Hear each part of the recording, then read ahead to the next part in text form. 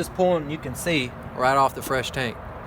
When we take that off and we put this in place of that, and then we switch the pump on, now instead of pulling out of here, we're pulling out of our... That would never reach into the bucket. Which it will not, so you want to extend that. I get about a 5-gallon bucket.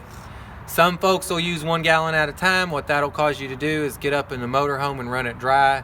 You'll have to come down here and you'll end up going up and down the stairs 3 or 4 times. If you get you a 5-gallon bucket and fill it up and then put a clamp so this stays down in the bottom of the bucket. So it'll take about 4 to 5 gallons? It'll really take 4. I just don't like running out, so that's why I say 5. And then what you do once that's all hooked up, you probably want to take your whole house water filter out of here first and go ahead and discard it and get you a new one for next year. You could fill that up with antifreeze if you wanted and then replace it, but whenever you run the pump, it's automatically going to fill that up anyway. You don't do anything with your... You don't. You want to leave that in the city water setting for sure.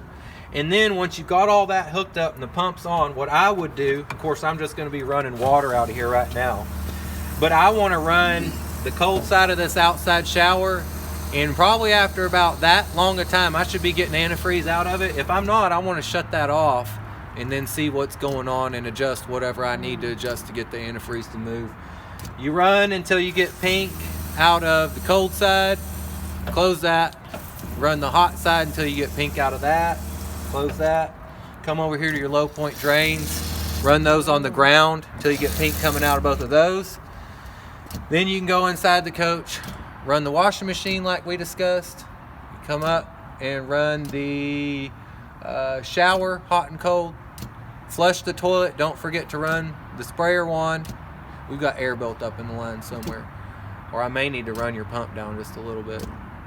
Then we'll run our lab sink, and then hot and cold, and then we'll run our kitchen sink, hot and cold, and I think that's everything on this coach. Yeah. When do you use that tank flush?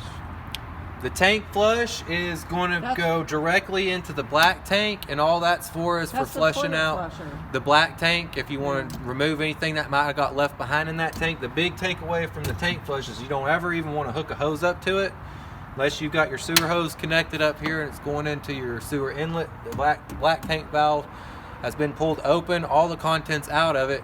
With the valve still open, then you can run as much water through that tank flush as you want.